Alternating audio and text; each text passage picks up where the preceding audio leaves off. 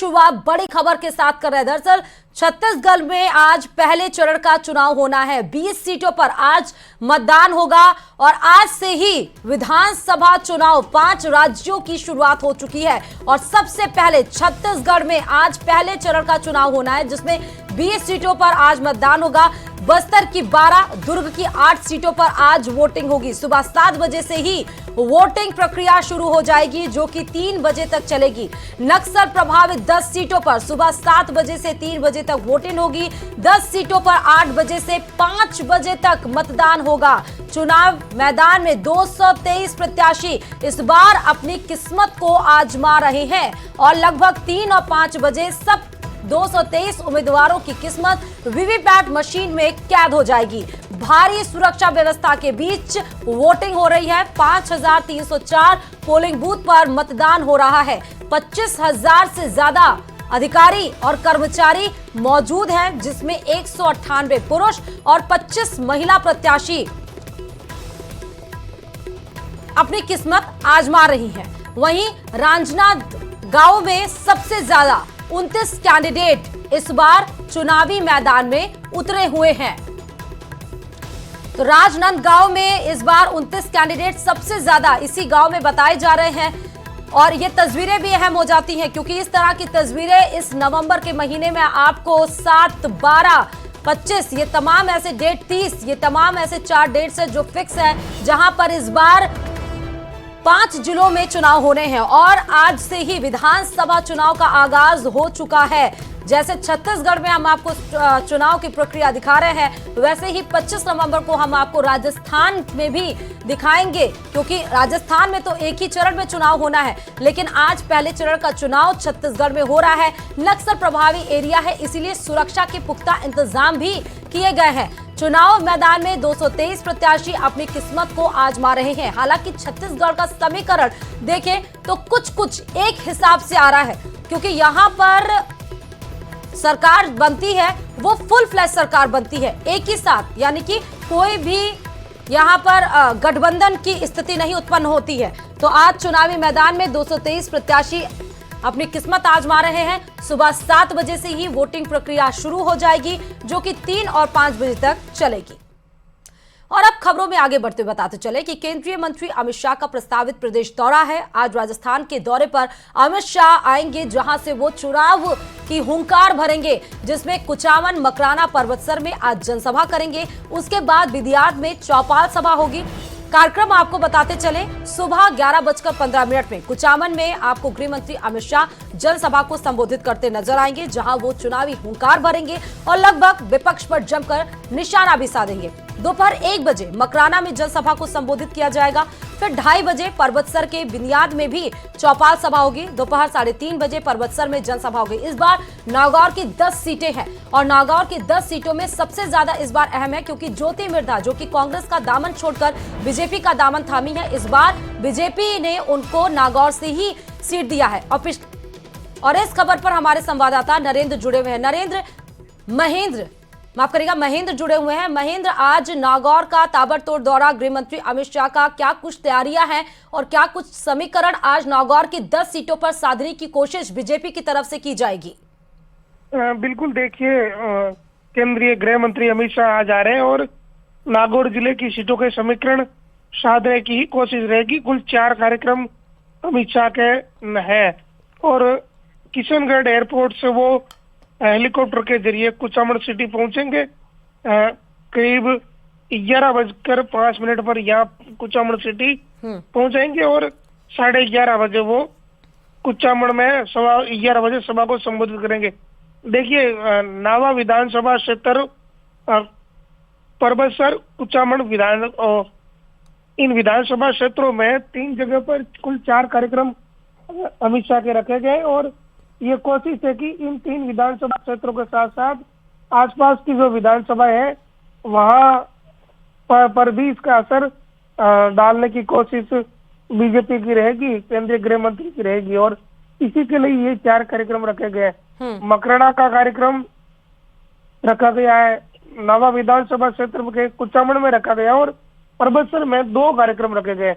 एक तो सभा का कार्यक्रम है, दूसरा चौपाल का कार्यक्रम रखा गया है और यहाँ सबसे अहम ये भी है कि ये जो कुचामन की सभा है, इसके बाद मकराना, बिदियात व प्रबसर, इन 3 जगहों पर अमित शाह रथ से जाएंगे। बीजेपी ने रथ बना रखे और इन रथ का उपयोग इसके लिए किया जाएगा। तो कुल मिला के इन सारे विधानसभा क्षेत्रों को कवर करने के लिए अमित शाह आज बिल्कुल महेंद्र, ये इस बार सभा मुझे वो भी याद है, वो स्टेटमेंट भी याद है कि जब 2018 में ज्योति मिर्धा के लिए स्टेटमेंट बोला गया था कि बाबा की पोती है और नागौर की ज्योति है, और इस बार ज्योति मिर्धा को इस बार कैंडिडेट के रूप में नागौर में उतारा गया है। और दूसरी तरफ हनुमान बेनीवाल जो कि गठबंधन में थे, इस बार चुनावी मैदान में है। और इससे क्या इन्हीं समीकरण को साधते हुए ये आज नागौर का दावा गृह मंत्री अमित शाह का प्रस्तावित किया गया है, और इससे सीधे सीधे क्या 10 में से 7 सीटों पर कांग्रेस को इसमें नुकसान होता हुआ दिख रहा है, इसलिए नागौर का आज ये कार्यक्रम गृह मंत्री के द्वारा लिया गया है, मान सकते हैं इसको? देखिए, ज्योति मिर्धा नागौर सीट पे चुनाव लड़ रही है और हनुमान बेनीवाल क्यूंसर में चुनाव लड़ रहे हैं, और अमित शाह के जो कार्यक्रम है वो नावा, मकराना, प्रबसर में है। तो जो नागौर का जो डीडवाना क्षेत्र का बेल्ट है, उस बेल्ट की जो सीटें हैं वो प्रभावित इससे हो सकती है, क्योंकि ये जो नागौर का बेल्ट है ये उस क्षेत्रों से थोड़ा अधिक दूर है। लेकिन देखिए, मैसेज अगर गृह मंत्री देंगे तो उसका असर नागौर क्यूंसर में पड़ना तो है ही। बीजेपी के जो कार्यकर्ता है वो तो जोश में आएंगे, और जो लोग तरह के वोट बैंक जो न्यूट्रल होता है, जो इंतजार करता है बड़े नेता की बात सुनने के लिए, तो उस तरह का वोट तो डाइवर्ट इन बड़े नेताओं के आने से होता ही है। तो इसका असर तो रहेगा। अब ज्योति मिर्धा पिछली बार कांग्रेस में थी जी, अब वो बीजेपी में है, नागौर से चुनाव लड़ रही है। तो ये तमाम चीजें हैं। हनुमान बेनीवाल ने भी अपने प्रत्याशी यहाँ अलग अलग सीटों पर उतार रखे हैं, और अब गृह मंत्री। बहुत बहुत शुक्रिया महेंद्र तमाम जानकारी देने के लिए। तो आज ताबड़तोड़ दौरा है गृह मंत्री अमित शाह का नागौर का। और अब जयपुर से इस बीच में बड़ी खबर आ रही है। दरअसल कांग्रेस की गारंटी यात्रा आज से ही शुरू है। जयपुर शहर में कांग्रेस आज रोड शो निकालेगी। मोती डूंगरी गणेश मंदिर से इस रोड शो की शुरुआत होगी। पहले भगवान का आशीर्वाद लिया जाएगा, उसके बाद रोड शो शुरू किया जाएगा। सुबह 10 बजे से कांग्रेस की गारंटी यात्रा शुरू होगी, क्योंकि गारंटी के बलबूते ही के रथ पर ही सवार होकर कांग्रेस राजस्थान में इस बार 156 का टारगेट बना रही है, जिसमें CM Ashok Gehlot, Sukhjinder Singh Randhawa, PCC chief Govind Singh Dotasra शामिल होंगे। खुले रथ में सवार कांग्रेस के कई दिग्गज नेता आज आपको सुबह 10 बजे नजर आएंगे। वे महिला, युवा और जन संवाद कार्यक्रम भी पार्टी करेगी, क्योंकि महिलाओं पे विशेष फोकस है, युवा पर, और जन संवाद भी किया जाएगा। इस खबर पर हमारे संवाददाता बाबूलाल जुड़े हुए हैं। बाबूलाल, कांग्रेस की गारंटी यात्रा आज से ही शुरू होगी। इस गारंटी की यात्रा के जरिए कांग्रेस क्या संदेश देना चाह रही है? मान सकते हैं कि इस रथ पर सवार होकर ही कांग्रेस अपने टारगेट को कंप्लीट कर सकती है? जी बिल्कुल, तैयारियां मुकम्मल है और आज कांग्रेस की गारंटी का जो रथ है वो दौड़ने लगेगा। सुबह विधि विधान से पूजा अर्चना करके मुख्यमंत्री अशोक गहलोत और उनके जो साथी हैं वो जनता के बीच में जाएंगे, खुले रथ में सवार होंगे, जनता का अभिवादन स्वीकार करेंगे। युवा, महिलाओं के बीच में जनसंवाद होगा और उनसे कांग्रेस पार्टी को फिर से जिताने की अपील होगी। जयपुर शहर की जितनी भी सीटें हैं वहां पर मुकाबला बड़ा रोचक है। तो आज जयपुर को फतेह करने के लिए कांग्रेस निकलेगी और अपनी जो उपलब्धियां हैं, जो इन्होंने काम किया है, 10 लोग महंगाई रात तक कैंप लगाए थे वो, और इसके अलावा 7 गारंटी अशोक गहलोत ने दी है कि हमारी सरकार आएगी तो हम लोग ये काम और करने जा रहे हैं। तो ऐसी सूरत में फिलहाल जो है पहला जो पड़ाव है इस यात्रा का जयपुर है, और तमाम कांग्रेस के जो नेता हैं वो बहुत ही उम्मीद लगाए बैठे हैं कि जयपुर का किला फतेह होगा। गारंटी के जरिए ये जो रथ है ये पूरे प्रदेश में दौड़ेगा। अशोक गहलोत अपने साथियों के साथ में पूरे प्रदेश का दौरा करेंगे, राजस्थान की जनता को भरोसा दिलाएंगे कि जनहित की योजनाओं से जुड़ी जो भी उनकी गारंटी है वो हम पूरा करके ही दम लेंगे। हमारी सरकार आएगी तो सबसे पहले यानी आते ही ये जो वादे किए जा रहे हैं इनको निभाया जाएगा। तो आज से ये जो चुनावी प्रचार में एक तरह से बढ़त लेने की कोशिश का सिलसिला कांग्रेस पार्टी शुरू कर रही है। उधर अमित शाह आ रहे हैं, तो ऐसे में अमित शाह के दौरे के बीच में अशोक गहलोत की गारंटी का दम दिखा करके आम जनता को सीधा कांग्रेस से जोड़ने की कोशिश करेंगे। और अब जो है चुनाव प्रचार में तेजी आएगी, नामांकन वापसी में अभी 1-2 दिन है, तो उससे पहले अशोक गहलोत अपने साथियों के साथ में गारंटी का रथ लेकर के जनता के बीच में जाकर ये बताना चाह रहे हैं कि हम लोग जीतने जा रहे हैं। बहुत बहुत शुक्रिया बाबूलाल तमाम जानकारी देने के लिए। तो आज से ही आगाज हो चुका है और दोनों ही पार्टियां ताबड़तोड़ कार्यक्रम अब करती हुई नजर आएंगी। खबरों में आगे बढ़ते बताते चले कि कांग्रेस के स्टार प्रचारकों की सूची जारी हो गई है, जिसमें 40 स्टार प्रचारकों को इस बार सूची में जगह मिली है। राजस्थान के लिए प्रचारकों के नामों का ऐलान कांग्रेस की तरफ से कर दिया गया है, जिसमें सोनिया गांधी, राहुल गांधी, मल्लिकार्जुन खड़गे स्टार प्रचारक के तौर पर उतारे गए हैं और सीएम अशोक गहलोत, सचिन पायलट भी स्टार प्रचारक हैं। वहीं हरीश चौधरी, कन्हैया कुमार का भी नाम इसमें शामिल है। सुखजिंदर सिंह रंधावा, गोविंद सिंह डोटासरा को भी स्टार प्रचारक बनाया गया है। प्रियंका गांधी, केसी वेणुगोपाल भी स्टार प्रचारक हैं। वीवी श्रीनिवास को भी इस बार स्टार प्रचारक बनाया गया है। तो 40 लोगों को इस बार स्टार प्रचारक के रूप में आपको नजर आ रहे हैं। डॉक्टर सीपी जोशी सहित 40 स्टार प्रचारकों की सूची आपके सामने है और यही स्टार प्रचारक इस बार धुआंधार आपको विधानसभा चुनाव में प्रचार करते हुए भी नजर आएंगे। देखिए, दोनों ही पार्टियां चुनावी मैदान में उतर चुकी हैं। एक तरफ जहां नागौर में गृहमंत्री अमित शाह, आज ताबड़तोड़ उनका कार्यक्रम है, 9 तारीख को प्रधानमंत्री नरेंद्र मोदी खुद आ रहे हैं और वहीं आज कांग्रेस की गारंटी यात्रा भी शुरू हो रही है, जिसमें आपको मुख्यमंत्री अशोक गहलोत, पीसीसी चीफ गोविंद सिंह डोटासरा, सुखजिंदर सिंह रंधावा नजर आएंगे। और उसके पहले कांग्रेस ने अपनी 40 उम्मीदवारों, 40 लोगों की स्टार प्रचारकों की सूची जारी भी कर दी है। इस बीच जयपुर से भी बड़ी खबर आ रही है, जहां पर निजी लॉकर से काले धन की लगातार बरसात हो रही है। दरअसल गणपति प्लाजा के रोयरा सेफ्टी वॉलेट्स पर आईटी का शिकंजा लगातार कसता ही जा रहा है। देर रात 2 लॉकर से 1 करोड़ 25 लाख का काला धन जब्त किया गया है। 500 की गड्डियों में मिले हैं 1 करोड़ 25 लाख के रुपए। अब तक निजी यानी कि प्राइवेट लॉकर से निकल चुका है 8 करोड़ से ज्यादा कैश। निजी लॉकर से 7 करोड़ की ज्वेलरी भी जब्त की गई है। और आपको ये भी बताते चलें कि लॉकर से 11.5 किलो से ज्यादा सोना भी जब्त किया गया है। तो आप देख सकते हैं कि किस तरह से ब्लैक मनी की होर्डिंग लगी हुई है। आईटी की टीम लॉकर की छानबीन कर रही है। लॉकर मालिकों को मौके पर बुलाकर उनसे पूछताछ भी किया जा रहा है कि कहां से ये पैसे इतने इकट्ठा कर लिए और अगर किए तो इस लॉकर्स में क्यों रखे हैं। मतलब सारी चीजें, जब पैसा ज्यादा होता है, सबको ही पता है कि 7 लाख से ज्यादा आपके अकाउंट में पैसे नहीं होने चाहिए लॉकर्स में। अगर आपको हैं तो आपको टैक्स पे करना होता है। तो सारे सोर्सेज, क्योंकि ये ब्लैक मनी का स्रोत क्या है, आया कहां से, किसको देना था, इन सब चीज पर अब आईटी की नजरें पैनी है। इस खबर पर हमारे संवाददाता राकेश जुड़े हुए हैं। राकेश, निजी लॉकरों से लगातार काले धन की बरसात हो रही है और आयकर विभाग हर रोज एक लॉकर को तोड़ता है और उसके सामने ऐसे रकम सामने आते हैं जो चौंका दे। अब बिल्कुल देखिए, जिस तरीके से आयकर इन्वेस्टिगेशन विंग ने निजी लॉकर्स के खिलाफ एक जो ऑपरेशन शुरू किया है, इसमें एक स्पेशल कोड की गई है, जिसमें करीब 100 से ज्यादा ऐसे लॉकर हैं जिनको हाई रिस्क वाले माना है और इनमें बहुत बड़े पैमाने पर काले धन जमा होने की सूचना है। उसी आधार पर आयकर विभाग इन पर जो है लगातार छानबीन कर रहा है।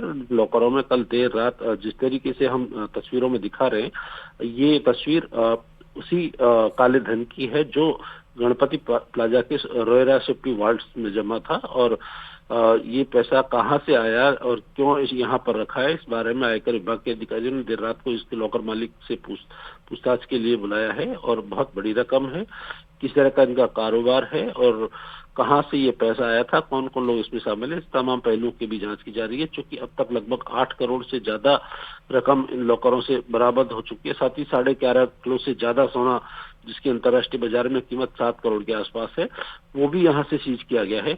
अब आयकर विभाग के अधिकारी जो चूंकि सबसे हाई रिस्क वाले ये लॉकर हैं, जिन पर विशेष ऑपरेशन जारी है, तो इसमें अभी भी छानबीन और भी आगे जारी रहेगी। जी, बहुत बहुत शुक्रिया राकेश तमाम जानकारी देने के लिए इस खबर पर। तो जयपुर से आपको बड़ी खबर बता रहे थे, जहां पर निजी लॉकर से 7 करोड़ की ज्वेलरी भी बरामद की गई है। लॉकर से 11.5 किलो से ज्यादा सोना भी बरामद किया गया है और 500 की गड्डियां निकाली गई हैं। बरसक उसको गिनने के लिए मशीन भी बुलाई जाएगी। तो आईटी का शिकंजा लगातार रोयरा सेफ्टी वॉलेट्स के गणपति प्लाजा पे बना हुआ है। भिलवाड़ा से बड़ी खबर की तरफ रुख कर लेते हैं। भिलवाड़ा पुलिस की एक बड़ी कार्रवाई सामने आई है, जिसमें विधानसभा चुनाव के मद्देनजर हाई अलर्ट पर अब पुलिस नजर आ रही है। प्रतापनगर थाना क्षेत्र में स्कूटी से 25 लाख रुपए बरामद किए गए हैं। राशि को जब्त करके स्कूटी चालक को भी डिटेन कर लिया गया है। अब डिटेन चालक से पूछताछ की जाएगी कि कहां से पैसा आया है, कहां लेकर जा रहे थे। स्कूटी में कोई अनुमान भी नहीं लगा सकता है कि स्कूटी में 25 लाख रुपए कोई लेके जा सकता है। मतलब होशियारी भी है, क्योंकि बड़े कारों में लेकर जाते हैं, छुपा कर लेके जाते हैं, लेकिन स्कूटी में कोई नहीं ये अनुमान लगा सकता है कि स्कूटी में 25 लाख रुपए रखे होंगे। ये तस्वीरें भी हम आपको दिखा रहे हैं। जिस शख्स को डिटेन किया गया है, चेहरे पे मुस्कुराहट जरूर है, लेकिन जब पुलिस इनसे पूछताछ करेगी तो सवालों के जवाब भी उसी तरह देने होंगे। और राजस्थान का सियासी घमासान के नामांकन का दौर अब खत्म हो चुका है। आज नामांकन का मूल्यांकन किया जाएगा। मूल्यांकन के बाद फिर छटनी का कार्यक्रम शुरू होगा कि क्या था, पिछले चुनाव से इस बार कितना बदलाव हुआ है, उन सब पर आज एनालिसिस किया जाएगा। एनालिसिस करने के बाद छटनी होगा। कितने पहले नामांकन थे 2018 में, कितने नामांकन और बढ़े हैं इस बार, तो उन सब पर आज एनालिसिस होगा। क्योंकि कल 3 बजे 6 नवंबर को ही नामांकन प्रक्रिया खत्म हो गई थी और कल ही हमने देखा कि निर्दलीयों का भी और जो प्रत्याशी के तौर पर, पार्टी के तौर पर उतारे गए हैं, उन सब की एसडीएम कार्यालय के सामने होड़ लगी हुई थी। लेकिन 3 बजे के बाद वो सभी जो शोरगुल था वो शांत हो गया और आज नामांकन के दौर खत्म हो चुके हैं। लेकिन अब नामांकन के आगे का प्रोसीजर आज शुरू होगा, जिसमें नामांकन किया जाए, जिसमें मूल्यांकन किया जाएगा कि पिछले चुनाव से इस बार कितना कुछ बदला है।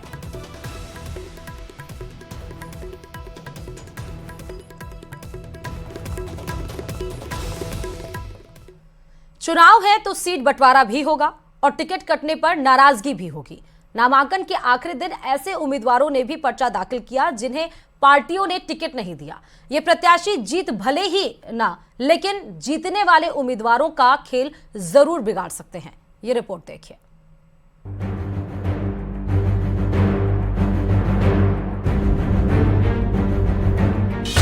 राजस्थान विधानसभा चुनावों के लिए नामांकन की प्रक्रिया पूरी हो चुकी है। आखिरी वक्त में प्रदेश की कई सीटों पर राजनीतिक दलों के बागियों ने खेल बिगाड़ने के लिए नामांकन भी कर दिया। सबसे पहले बात करते हैं पूर्व मंत्री राजपाल सिंह शेखावत की, जिन्होंने बीजेपी से बागी होकर निर्दलीय प्रत्याशी के तौर पर ढोटवाड़ा विधानसभा सीट से पर्चा दाखिल किया। राजपाल सिंह शेखावत के मैदान में उतरने से बीजेपी उम्मीदवार राज्यवर्धन सिंह राठौर के लिए वोट कटाने वाले प्रत्याशी साबित हो सकते हैं। तो बगावत नहीं करते। पार्टी पॉलिटिकल पार्टी क्या है, तो वो करेक्शन की कोशिश, करेक्शन का मैसेज देने का तरीका कई प्रकार का है, ये भी एक तरीका है। बात सवाई माधोपुर सीट की करें तो यहाँ भी बगावत के सुर दिखाई दे रहे हैं, जिसका असर भी अब दिखने लगा है। बीजेपी प्रदेश समिति की सदस्य आशा मीणा ने टिकट कटने के बाद निर्दलीय प्रत्याशी के तौर पर अपना पर्चा दाखिल किया। मैं आपके बीच में रही हूँ, आपके सुख दुख में साथी रही हूँ और आपके बीच में इसी तरह बने रहूंगी, क्योंकि मुझे पता है मेरा परिवार और आप सवाई माधोपुर के आपको छोड़ के कहीं जाने वाले नहीं हूँ मैं। और अब रुक कर लेते हैं टॉप 10 खबर।